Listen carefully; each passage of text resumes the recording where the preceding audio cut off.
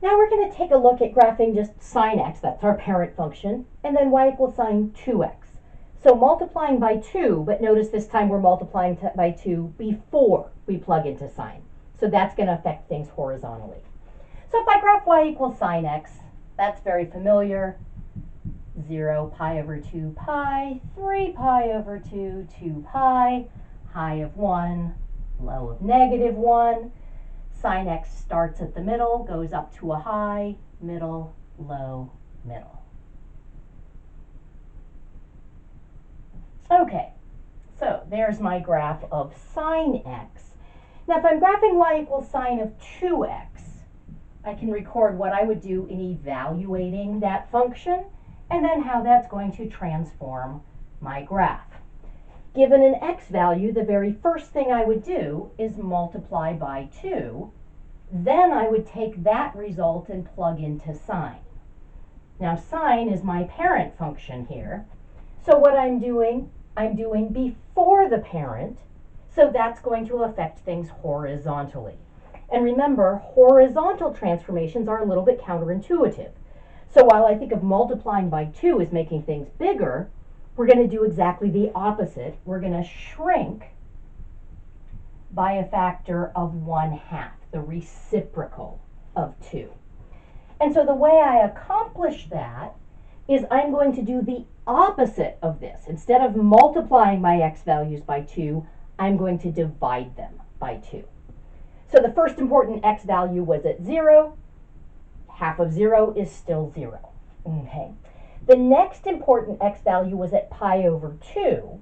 Now if I divide that by 2, let's remember that pi over 2 divided by 2 is pi over 2 times 1/2. So that's just going to become pi over 4. So I'm going to mark that off. Now, you'll notice here I'm saying this distance is pi over 4. On this graph, that same basic distance was about pi over 2. I'm just using a different scale here. And I'm not drawing these on the same axes just because things tend to get a little bit crowded. It's totally fine to use a different scale if you want to. Just make sure you clearly indicate what that scale is. Okay. So I take the x value of pi, cutting that in half, I'm going to get pi over 2. Cutting 3 pi over 2 in half, I'll get 3 pi over 4. And cutting pi in half, cutting 2 pi in half, I'll just get pi. We're not doing anything to our y values, so they stay the same. So it's middle, high, middle, low, middle. And we connect the dots. Okay, so it looks very similar because I used the same scale, but here it took it an interval of 2 pi to do its thing. Here it did its thing over an interval of length pi. Now, what's the amplitude? Still 1. That's the distance between the high value and the middle value. That vertical distance is 1. This was a horizontal change. It's not going to affect the amplitude. But what's the period? Well, since we cut all of our x values in half, we cut the period in half as well. So the new period is actually pi. Okay, excellent. Now I want to graph one more function here, and that's, let's see.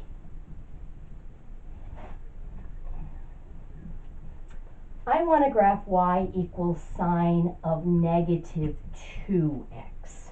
Okay. Now, here I'm multiplying x by negative 2 before I plug into sine. So I could interpret that the way we've done in the past and say that's going to do two things horizontally. It's going to flip things horizontally, and it's going to shrink by a factor of 1/2. But when we're working with trig functions, in general, it's going to be easier if I'm multiplying by something that's positive. And we've discussed the fact that sine and cosine are both have a nice symmetry to them. Sine is an odd function. It's got rotational symmetry. So I can say sine of the opposite of 2x is the opposite of sine of 2x. Because it's odd, opposite input gives me opposite output.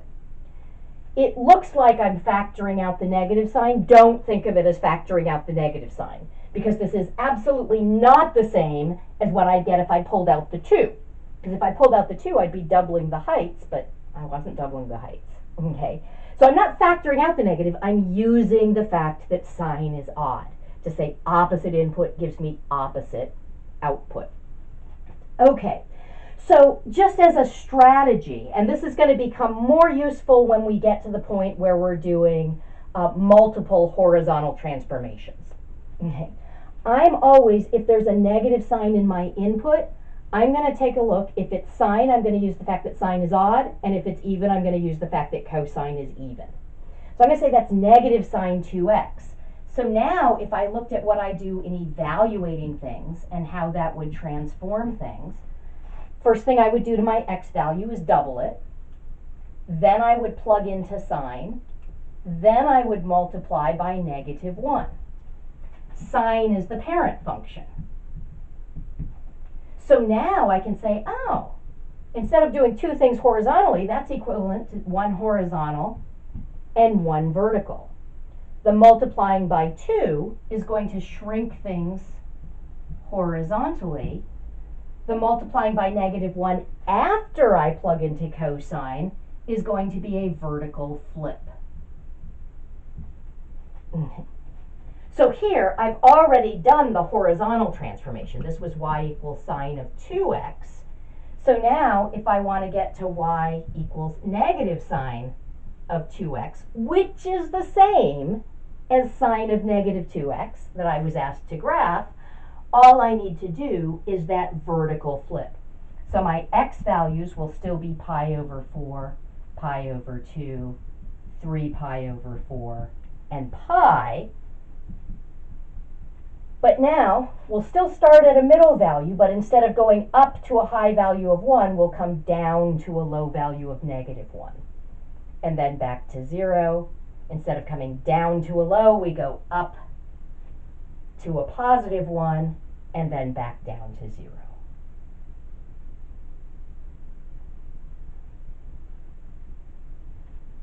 Okay, so that's how I would deal with a negative sign on the inside.